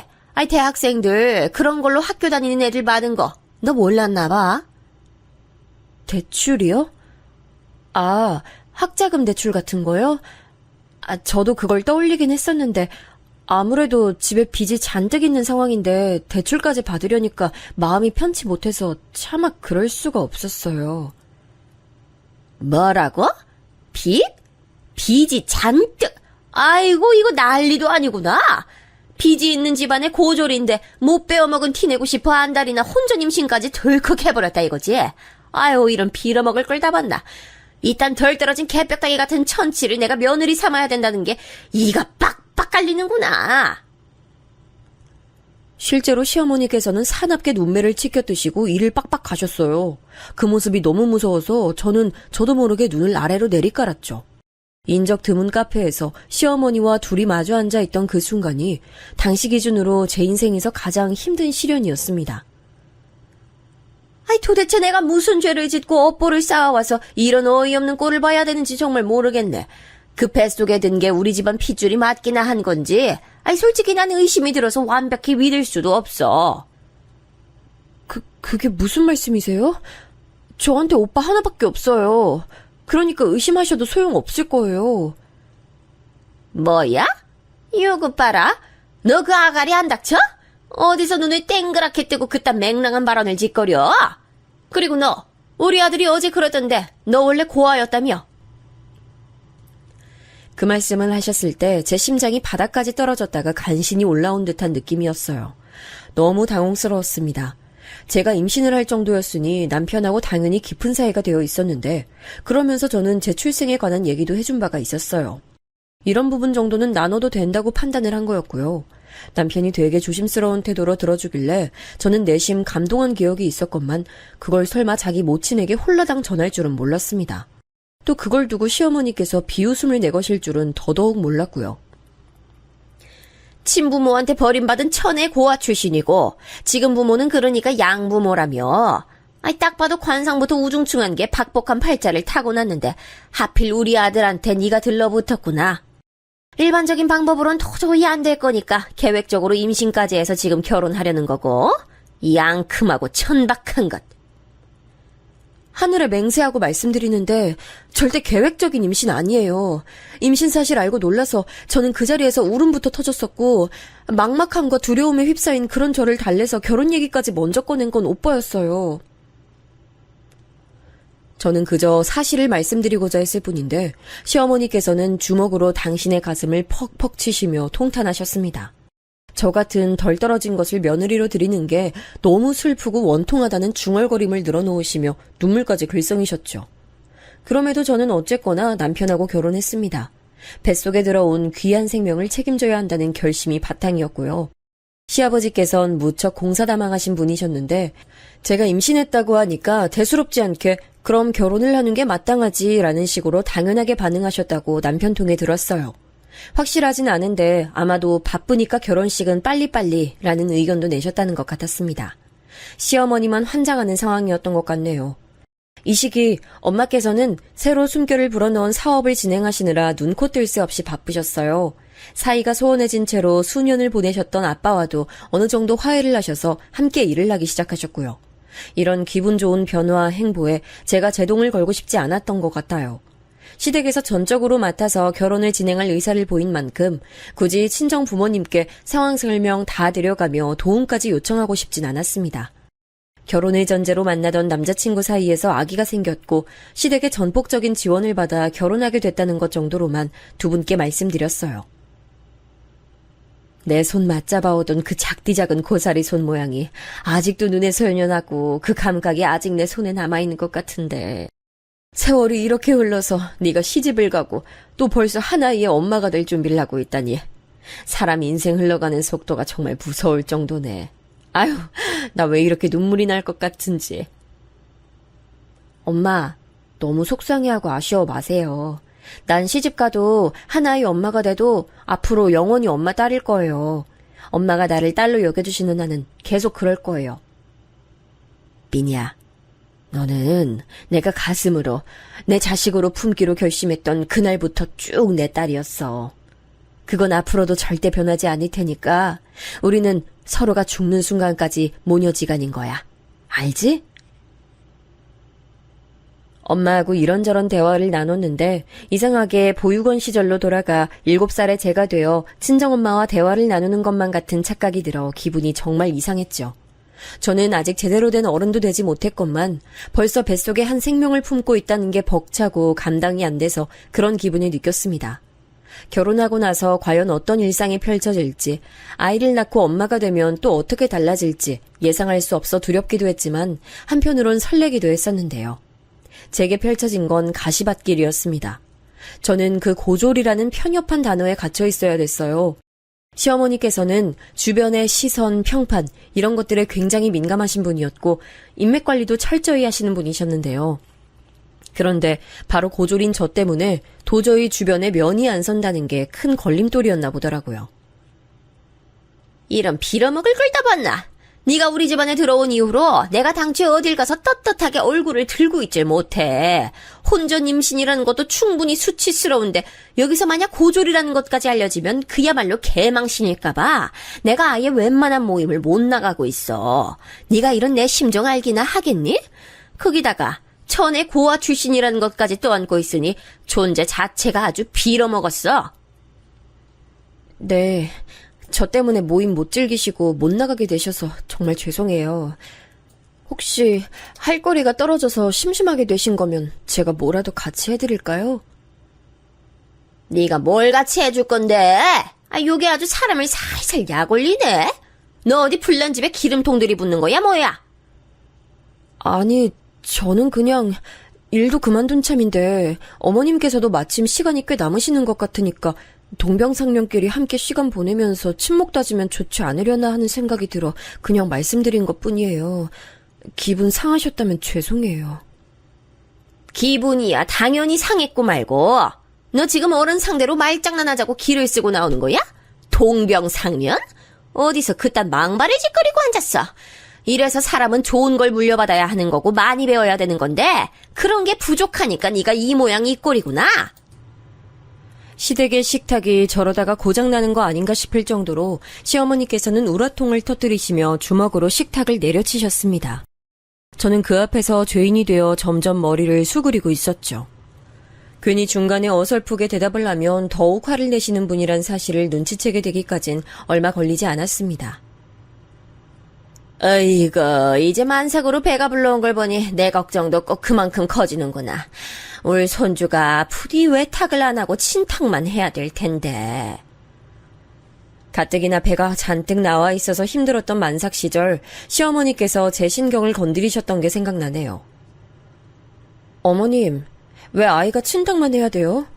제 입으로 말씀드리긴 민망하지만 저도 딱히 얼굴이나 체형 이런 건 어디 가서 뒤처진다고 생각해 본 적 없거든요. 넌 네 친부모가 어떻게 생겼는지도 모르잖아. 그러니까 애가 외탁을 하면 그쪽에서 어떤 유전자를 받아올지 모르는 건데 넌 어떻게 딱 너 하나만 생각하고 말을 해? 아유, 하여간 짧아. 생각이 너무 짧아. 저는 어쨌거나 지금 부모님이 제 유일한 부모님이세요. 만약에 아이가 외탁을 한다면 제 지금 부모님의 성격이나 습관 같은 걸 물려받을 수도 있겠죠.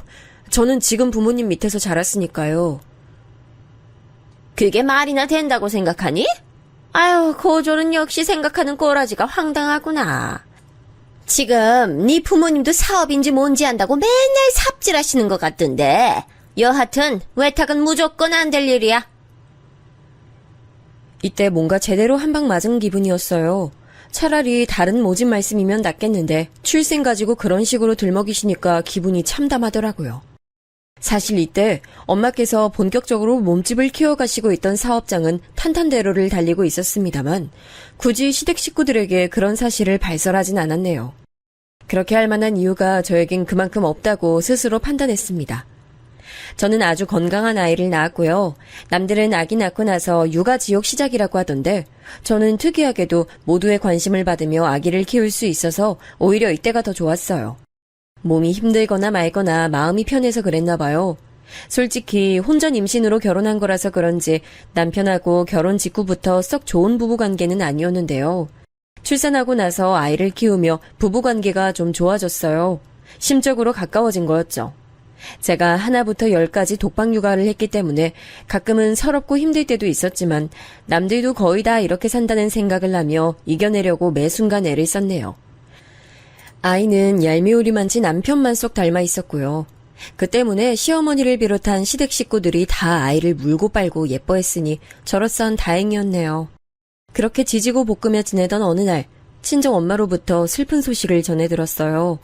사업은 엄청난 거래처를 만나서 또 한 번 번창하게 됐는데 반대로 아빠께선 안 좋은 얘기가 있는 모양이었죠. 네 아빠가 건강이 많이 안 좋대. 그 집안 남자들이 희한하게 몸 아픈 구석은 한 군데씩 꼭 있잖아. 네 아빠도 피해가지 못한 건지 최근 들어 두통이 하도 심하다고 말해서 병원 가봤더니 뇌 쪽에 이상이 있다더라. 아빠가요? 얼마나 안 좋은데? 많이 심각하대요? 많이 안 좋은데 문제는 그게 수술이 어렵나 봐. 약물치료요법으로 지켜보는 수밖에 없다고 하더구나. 그리고 이게 하루아침에 상태가 좋아졌다가 나빠졌다가를 반복해서 마음의 각오를 미리 좀 다져놔야 좋을 것 같아. 이제 저도 아이 낳고 키우며 결혼 생활에 적응했고 엄마의 사업이 대성공을 거둬 자리를 잡은 참이었는데 이런 소식은 정말 맥 빠지더라고요. 한동안 기운 없이 지냈어요. 그랬더니 남편은 제 눈치를 살피며 제게 잘해주려고 했는데 반대로 시어머니께서는 눈에 쌍심지를 켜셨습니다. 저게 뭐가 잘났다고 어깨 축 늘어져서는 날 좀 보소 하면서 지 힘든 거 알아달라고 징징대고 있어. 아유, 보기만 해도 짜증이 나서 한 대 콱 쥐어봐가지고 싶네. 그래야 정신을 좀 차릴까. 시댁에 가서 설거지하고 있던 날 저 들으라고 시어머니께서 큰 소리로 그렇게 혼잣말을 하셨을 때 서러워서 울분을 꾸역꾸역 삼켜야만 했네요. 친정엄마의 환갑이 머지않은 때였기 때문에 그나마 힘을 낼 수 있었던 걸지도 몰라요. 일적으론 너무 바쁘셨고 개인적으론 친정아빠 건강 문제로 머리를 싸매셨기 때문에 엄마께선 환갑을 아주 조촐하게 챙기고 넘어가길 원하셨어요. 선물, 잔치상, 공간 대여 이런 것 일절 사절하셔서 회사나 거래처 등지에서도 엄마의 환갑을 거창하게 축하해드릴 수가 없었죠. 난 그냥 바람이 있다면 한 끼 식사나 같이 나누는 게 좋을 것 같아. 우리 딸, 사위, 손주 이렇게만 있어도 난 그걸로 최고야. 엄마, 그럼 제가 식당 한번 알아볼게요. 엄마 잘 드시는 메뉴로 정하면 되죠? 그런데 입에 당기는 음식이 없다 그러셔서 코스 요리를 생각했던 건 백지화됐고요. 단품으로 고기나 간단히 드시고 싶어 하시기에 한우를 떠올렸어요. 강남에 있는 품질 좋은 한우만 취급하기로 유명한 식당을 예약했죠. 그런데 워낙 유명하고 인기 좋은 곳이라 그런지 따로 룸 예약하는 건 자리가 다 차버려 홀에서 가장 여유로운 사이드 자리를 대신 받았습니다. 저 어머님, 다음 주가 저희 엄마 환갑되는 때예요. 그래? 그러셔? 환갑이라고 뭐 잔치라도 여신다고 하시디? 아, 그런 건 원래 자식들이 열어주는 거지? 네가 뭐 기획이라도 했어? 딱히 그런 건 아니고요. 식사나 한 끼 같이 할까 해요. 혹시 어머님도 생각 있으세요? 나보고 그 식사 자리에 낄 생각이 있냐고 묻는 거야, 설마? 아유, 안 됐지만 내가 다음 주엔 선약이 쫙 있어서 안 될 것 같다. 대단한 환갑 미리 축하드린다고 내 인사말이나 네가 전해, 오케이? 바쁘신가 보네요. 네, 알겠습니다. 근데 혹시 잠깐 시간 되시면 저희 엄마한테 안부전화 한 통 정도 넣어주시면 제가 정말 감사할 것 같아요. 정중하게 말씀드렸지만 시어머니께선 들으시는 척도 안 하면서 고개를 휙 돌리시더군요. 차라리 벽에다 대고 말하는 게 나을 것 같아 저도 그냥 돌아섰습니다. 환갑기념 식사 당일 하필이면 저희 아이가 아침 새벽부터 속이 안 좋다고 몇 번 토를 냈어요. 전날 밤에 아이스크림하고 빵을 급하게 먹더니 그게 탈이 난 모양이었죠. 그러길래 왜 애한테 야식으로 그런 걸 먹여서 이 사달을 내는 거야. 오늘 엄마 환갑이라 식당 가야 되는데 이게 뭐야 진짜. 내가 이렇게 될 줄 알고 먹였겠어? 애가 너무 먹고 싶어 죽겠다는데 그러면 어떻게 계속 그걸 막으라는 소리야? 내가 애 데리고 병원 갈 테니까 넌 먼저 준비하고 장소 가든지 해. 주말이라 오늘 사학과 사람 미어 터질 텐데 그걸 가서 기다리겠다고? 웬일이야? 고맙긴 한데 그냥 어머님이나 형님께 부탁하는 게 낫지 않을까? 그랬다간 분명히 꼬투리 잡고 엄청 늘어질걸. 그리고 날씨 좋은 주말에 어디 외출 계획을 안 세울 군번들이 아니야. 전화해서 애 데리고 병원 좀 가달라고 하면 환장하게 난리칠 거야. 그냥 내가 얼른 데리고 가는 게 나아. 알았어. 그러면 병원 가서 상황 보고 나한테 연락 줘. 난 시간 맞춰서 장소로 갈 테니까. 저는 결국 혼자 장소를 향했고요.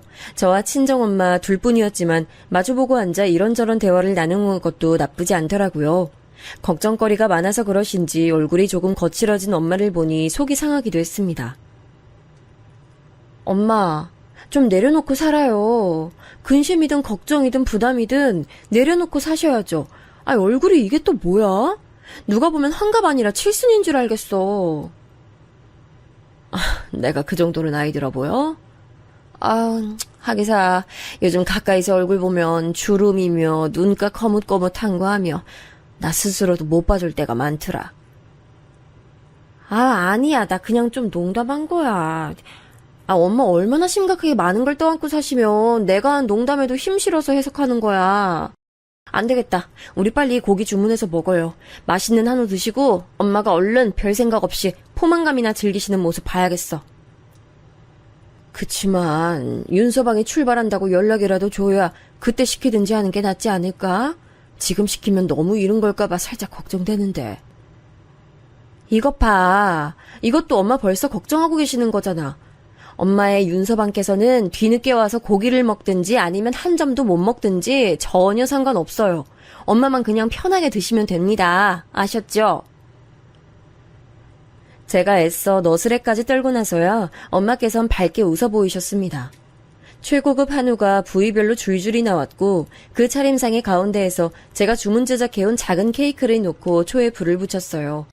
엄마께선 바로 이틀 후에 언니가 있는 미국으로 건너가 그곳에서 또 파티를 하며 즐겁게 시간을 보낼 예정이셨지만 당장 이곳의 사진을 받아본다면 언니가 좋아할 것 같아서 열심히 사진을 찍었습니다. 그리고 엄마와 제가 멀리서 한 번에 나오는 사진은 엄마와 동행으로 오신 수행 비서분께서 찍어주셨어요. 몇 번이고 동석을 권했지만 정중히 사양하셨죠. 활짝 웃으며 사진을 찍다 보니 기분까지 행복해지는 것 같아 엄마가 케이크에 촛불을 후 부시는 모습을 너무 기분 좋게 지켜봤습니다. 그건 엄마도 마찬가지셨는지 불을 다 부시자마자 손뼉박수를 치시더라고요. 행복하게 마주보며 웃은 저희 모녀가 불판 위에 한우를 올려놓던 순간이었습니다. 아이고야, 세상에 이게 웬일이야? 여기서 다 뵙네요, 사부인? 저는 시어머니 목소리가 들려오는 것에 혹시 제가 지금 환청을 듣나 싶어 어리둥절하게 주변을 봤어요. 근데 환청이 아니라 현실이었죠.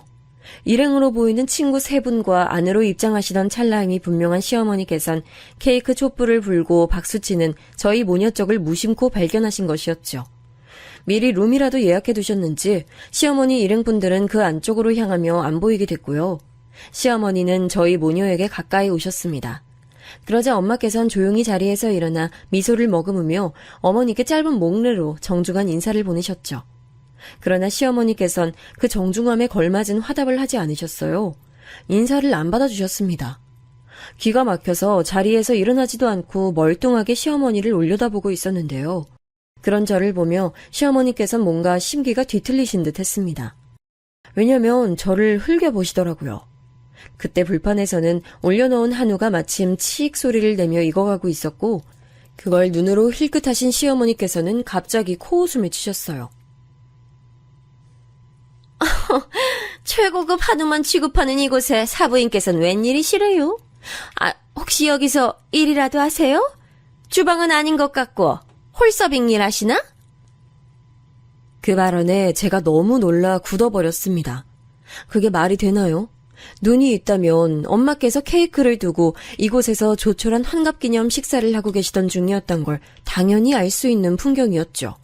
그럼에도 웬 홀서빙 운운을 하셨다는 건 완전 시비를 거는 것이었죠. 열받은 제가 자리에서 벌떡 일으키던 찰나 벽에 붙어 서 계신 채로 상황을 다 보고 계셨던 수행비서분께서 분노의 일가를 터뜨리셨어요. 이봐요, 아줌마! 지금 감히 이분이 어떤 분이신 줄 알고 입을 함부로 놀려? 저도 깜짝 놀랐고 엄마께서도 놀라셨습니다. 하지만 그 고성을 맞닥뜨린 시어머니만큼 저희가 놀라진 않았죠. 멀끔한 정장을 빼입으신 수행비서분께 난데없는 소리 들으신 것에 시어머니는 도저히 상황이 믿기지 않으셨는지 벌렁거리는 심장 부근을 누르시며 떨리는 목소리를 내셨습니다. 갑자기 누군데 저한테 소리를 질러요? 그리고 이쪽은 제 사부인이고 또 여기는 제 며느리인데요. 제가 익히 아는 사람들이거든. 생판남인 그쪽이 갑자기 튀어나오니까 황당하네요. 대관절 누구세요? 회장님 모시는 수행비서입니다. 저희 회장님께 적절치 못한 언행 보이신다면 제가 좌시하지 않을 겁니다. 저 이곳에서 당장 댁 끌어낼 수도 있으니 다음 발언하시기 전에 참고하시는 게 좋을 겁니다. 아줌마. 수행비서분께서 정말 깔끔하게 일격을 날리시더라고요. 너무 멋있어져 저도 모르게 잠시 입을 벌리고 멍하게 있었네요. 반면 엄마께서는 은은하게 미소만 지으시더군요. 그때 시어머니께서는 휘청거리며 믿을 수 없다는 눈길로 엄마를 응시하셨어요. 내가 뭔가 잘못 들었나?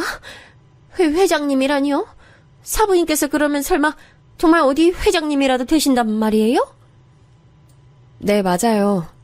어머님, 저희 엄마는 아주 번듯한 제조업체 회장님이세요. 그리고 여기 계신 분은 수행비서님 되시는 거 맞고요. 사부인이 회장님이라고? 아유, 그럴 리가 없는데. 이게 대체 어떻게 된 영문이야? 그럼 네가 회장님 딸이라는 얘기잖아. 현실을 부정하고 싶으신 건지 시어머니께선 자꾸만 고개를 흔들며 말씀하셨는데요. 그 모습을 물끄러미 바라보시던 엄마께서는 가라앉은 목소리로 이런 말씀을 건네셨습니다. 제가 회장직 달고 있는 사람이니 저희 딸은 그렇다면 당연히 회장 딸이 되겠죠. 제가 부족하고 못난 엄마라서 미니한테 제대로 해준 것도 없고 힘이 되질 못해서 스스로 부끄러움을 알고 늘 전면에 나서지 못하고 지냈습니다. 그래서 부득이하게 안사돈께는 제가 누군지 숨긴 꼴이 되고 말았네요. 이 점 죄송합니다. 예? 별로 죄송하게 생각 안 하셔도 되는데. 아니에요. 제가 꼭 짚고 넘어가고 싶어서 그래요. 이제 밝혀졌으니 제가 안사돈께 죄송할 일은 더 없을 것 같네요.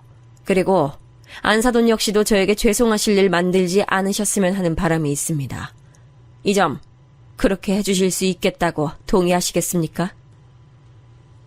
조용하고 부드럽지만 단호한 친정엄마의 전매 특허 카리스마가 발휘된 순간이었죠.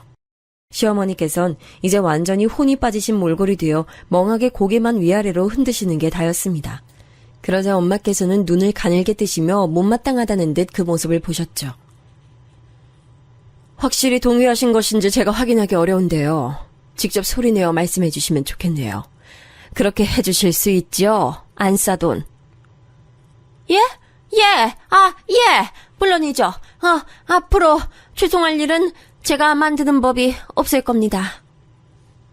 믿겠습니다. 제가 염두에 둔 그 죄송할 일이라는 게 제 딸 미니를 말하는 것임을 안사돈이 모른 척 하실 만큼 우매하다고 여기진 않아요.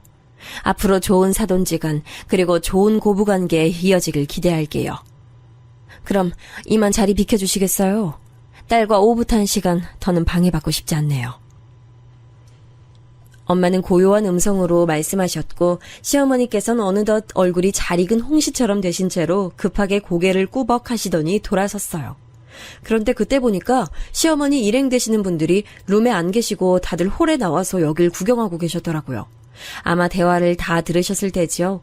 돌아서시고 그 일행분 발견하신 어머니께서는 눈에 띄게 흠칫하시더니 이내 그분들에게 짧게 뭐라고 말씀을 전하시곤 황급히 출입구 쪽으로 사라지시더라고요. 상황이 지금 감당이 안 될 것 같으니 도망을 택하신 것이었죠. 저는 잘 익은 최고급 한우 고기를 친정엄마와 구워 먹으며 도란도란 대화를 나누는데요. 지금까지 제가 굳이 밝히지 않았던 시어머니와의 각종 이야기들을 그 자리에서 엄마께 많이 털어놨습니다. 미니야, 앞으로는 절대 당하지도 참지도 마. 엄마야말로 인내의 달인 아니에요? 그러신 분이 왜 나한테 참지 말라 해? 참는 게 능사는 아니지만 그래도 많은 갈등 상황을 넘길 수 있게 해줘서 난 적절히 참으면서 지내려고 해요. 그렇다고 해서 절대 내가 당하고 사는 건 아니니까 너무 걱정 마시고. 그건 남한테나 적용하는 얘기지. 내 새끼가 꾹 참고 산다고 생각하면 내가 분하고 가슴이 찢어질 것 같아 그래. 그러니까 앞으로는 절대 참으면서 살지 않기야. 내가 환갑 선물로 그걸 약속해주면 너무 좋을 것 같아. 그렇게까지 말씀하시면 알겠어요. 앞으로는 참으면서 살지 않겠다고 약속드릴게요. 뭉클하면서 울컥하더라고요. 무조건적인 제 편이 있다는 사실을 확인해서 그랬나 봐요. 그리고 저는 엄마와 제가 영원한 모녀지간이라는 사실이 불변하듯 피로 이어지지 않았다는 사실 역시 자명했기에 뭔가 특별한 유대감이라는 게 있는 것 같다 생각을 했습니다. 다른 모녀 관계에선 느낄 수 없는 무언가 저희 두 사람 사이에 있다고 생각했어요.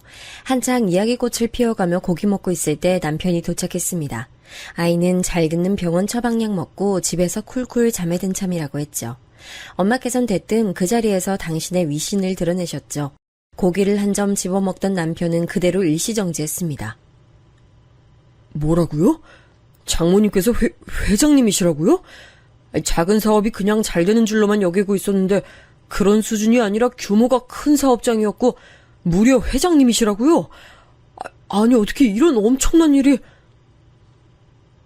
그렇게 됐으니까 윤서방이 앞으로 난 더욱 우리 딸 민희 옆에서 잘 지켜주고 다독여주고 위해줄 거라고 믿어도 될까?